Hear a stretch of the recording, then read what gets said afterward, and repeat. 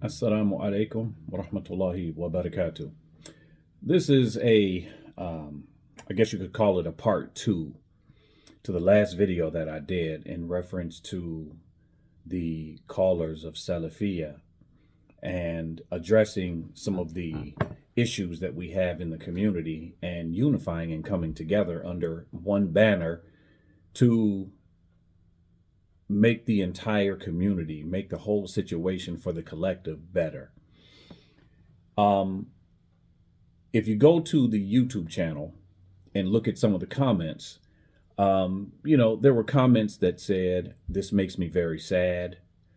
There were comments on Facebook where I posted it on my page and on other groups that I was in that said, "We'll never come together because of X, Y, and Z reason." I've been looking at and reading about this topic for a long time, for some years now. I have grown cynical. I have grown to be somewhat pessimistic. Do I think that black people in America will ever be corrected, ever be fixed as a people? I don't know. I can't say yes and I can't say no, but I tend to lean more toward no. We have been under such a destructive system for so many years, and we've been hit from so many different angles for so long. I don't know if we'll ever get back to repair. Back when I was doing my undergrad degree, I came across an article. Now, this is where some of my cynicism, being cynical, comes in. I read an article in National Geographic. It said by 2040, the majority of America will look like this person. And it was a racially ambiguous female with light green eyes, curly hair. She looked biracial. You could tell she was a person of color, but she didn't look all of one or all of the other. She looked, again, biracial. She was racially ambiguous, light eyes, and so on and so forth. Here's the problem. For a second, for a while, I was thinking, okay, once people of color are the dominant or the majority group in America, then things will change for people of color, for black people. Things will get better because then we'll be the majority and then we'll be the ones to set policy. But then I thought about it.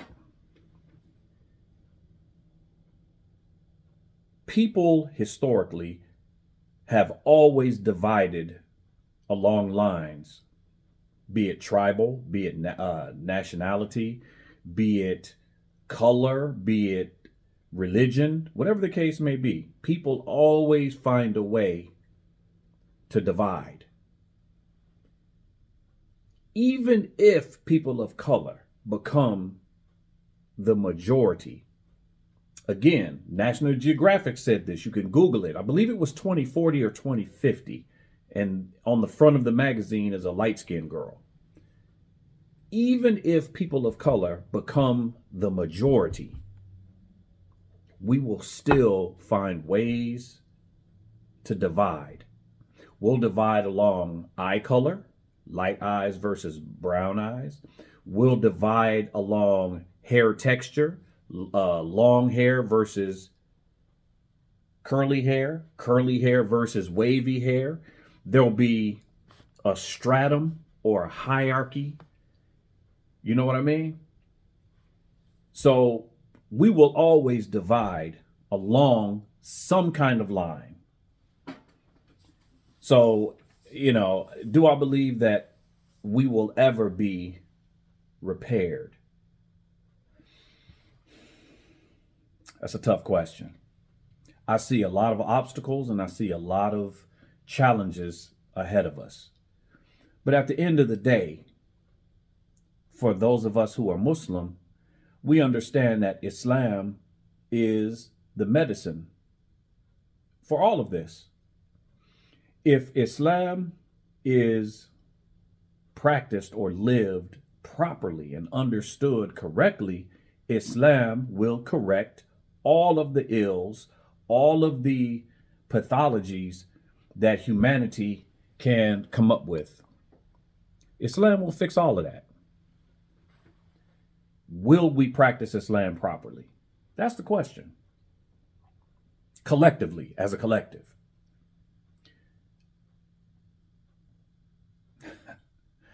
I can't speak for the collective. It's going to boil down to the individual. Each individual is going to have to take account for themselves and their families. Again, but Islam tells us that as well. That each person is responsible for themselves. Because we understand that Islam is the medicine, Islam is the cure for all of these pathologies. And it comes down to knowledge. It comes down to knowledge, having knowledge of Islam, knowledge of Allah, knowledge of the Sunnah, and being able to apply it in your life. Applicable Islam. For those of you that have seen other videos I've done, you'll hear me say applicable Islam. If Islam is not applicable, it's not doing you any good at all. You have to be able to apply it to your life. So we need applicable Islam. Since knowledge is the basis of Islam, you can't do anything without knowledge. Knowledge precedes speech and action. Since you can do nothing without knowledge, you can't pray properly, you can't worship properly, you don't understand the Creator properly, you don't understand your limitations, guidelines, and parameters, what you should, what you shouldn't be doing, halal and haram. You don't understand anything. So it boils down to knowledge. When you have knowledge, there should be a heightened level of God consciousness should come with that. When you have a heightened level of God consciousness, that should replace self-interest. That should replace agenda, outside agenda. That should replace anything that you have that is in your way of pleasing your Lord. Okay, I say that to say what? Our graduates from various universities, our graduates from different programs and villages that they've studied in, and so on and so forth. With that knowledge, and basically everything that I preface this next statement with, all of that taken into account, and Islam is the cure, and those who have graduated, those who have been blessed by Allah to learn, why can we not get our communities together? It's not a rhetorical question. Ask yourself that. Why can we not? I would like to hear responses or read responses in the comment section.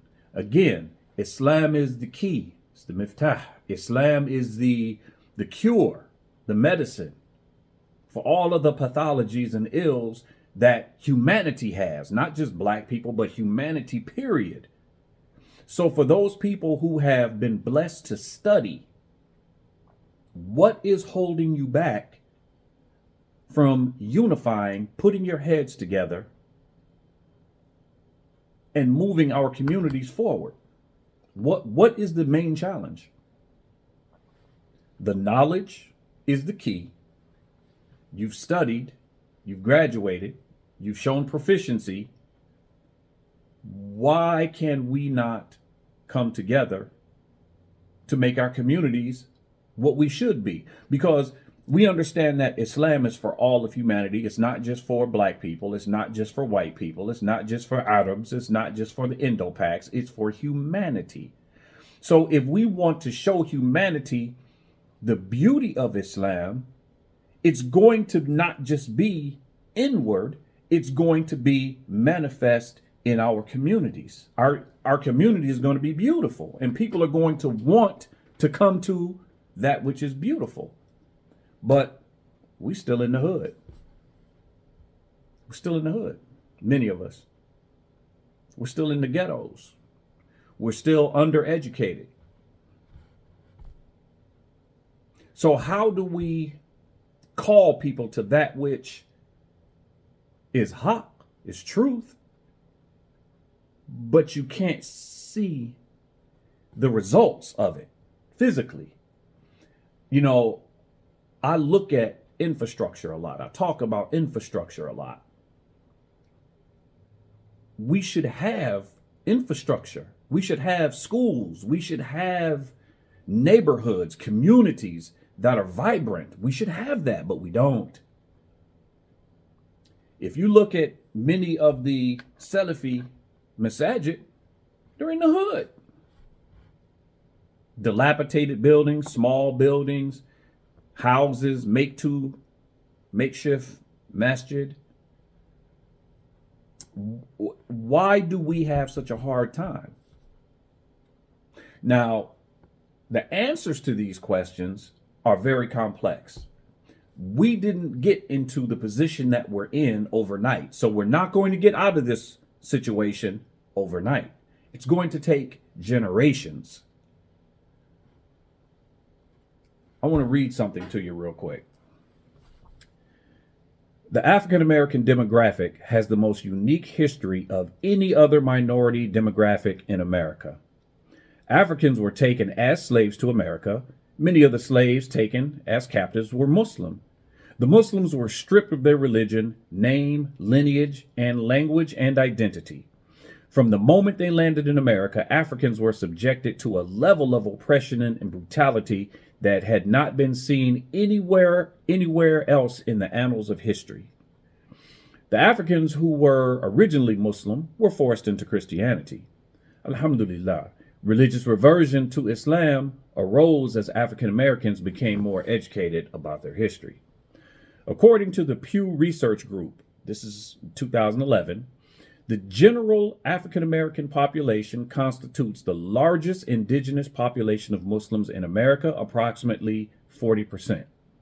Scholars in various fields, including Africana studies, have completed a plethora of research that explains how racist systems and institutions influenced educational outcomes in the African American community. Likewise, these same systems and institutions impact leadership development as well. Historically, these systems and institutions have been weaponized, hyper-oppressive, aggressive, and destructive to the AA community or African American community. Then it goes on to talk about slavery was established in 1526, and it was illegal for enslaved people to read or to be taught to read or write. The aim to perpetuate ignorance and stifle competent leadership in the African American community has not been quelled. But to the contrary, it has morphed and adapted to meet the various times and eras. And that's taken from, that quote right there was taken from Michelle Alexander's book, The New Jim Crow. Early scholarship, or the early scholarship, addressing these issues paved the way for more modern scholarship. The renowned scholar W.E.B. Du Bois wrote in his most famous book, The Souls of Black Folks, "For this is certain, no secure civilization can be built in the South with the Negro as an ignorant, turbulent proletariat." Dr. Du Bois wrote this book in 1903, and here we are in 2023 having the same conversations.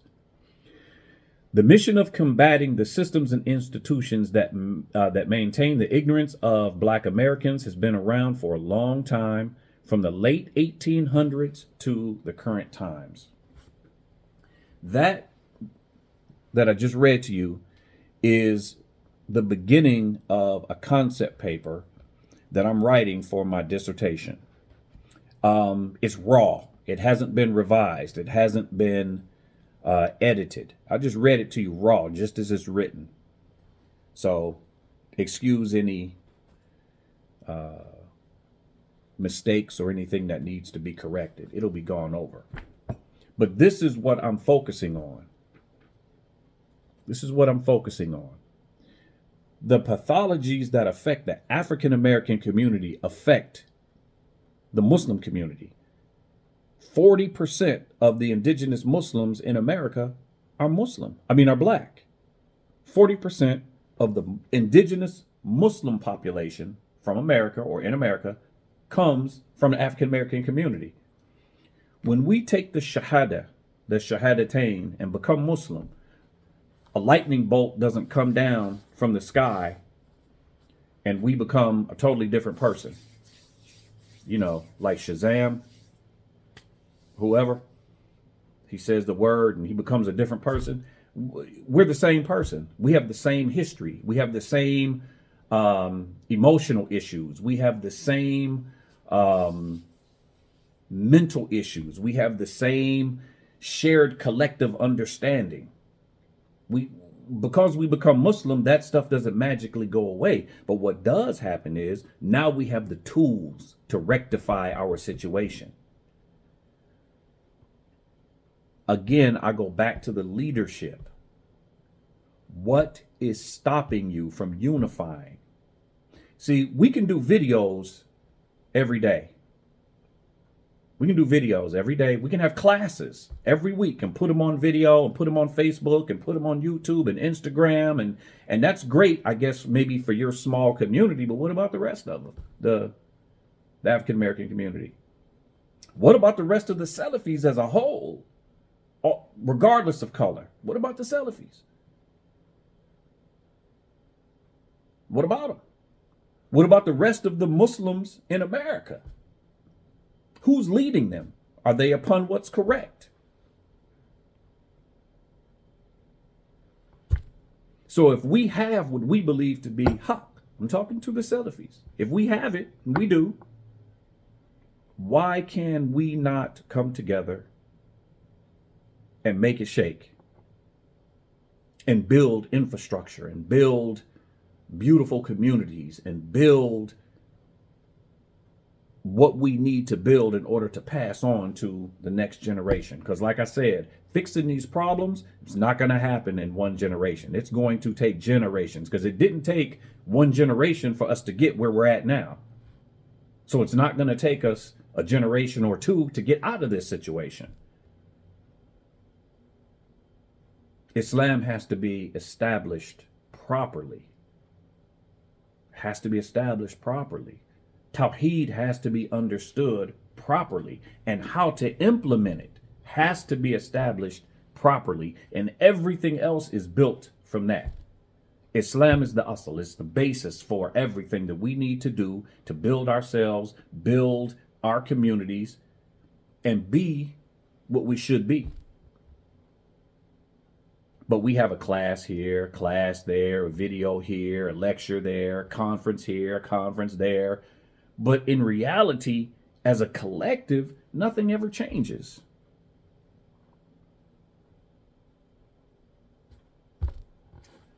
I don't know. I guess this is just another rant, maybe. Oftentimes, and I'm going to end on this, you'll hear people talk about all the problems, but won't talk about the solutions. So I'm going to give us a few solutions. Number one, we need to control our own education. As people of color and as Muslims, we need to own and we need to govern our own educational system for our youth.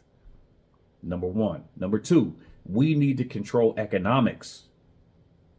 Education and economics. We have to understand where we live. We live in America. We live in the West, where capitalism is the governing system for economics. Ask yourself, how do other groups who are smaller than African Americans, who supposedly make up 13% of the population, how do they have such political power? How do they have the power to control their neighborhoods? How do they have the power to control legislation and policy that affects their communities? Because they have collective economics. They have the economic power to make it happen. Whereas African Americans, we're fragmented. We're like what, $1 trillion or $2 or $3 trillion worth of the economy, but we spend haphazardly. We spend on nonsense. We don't invest in ourselves. And again, 40% of the indigenous Muslim population in America comes from the African Americans. So there's no way that we can fix the Ummah in the West without addressing African American issues. Can't do it. If you have a way other than what I'm mentioning, please give it to me. I don't see it. Economics and education. And again, these are just two. The issue is complex and nuanced.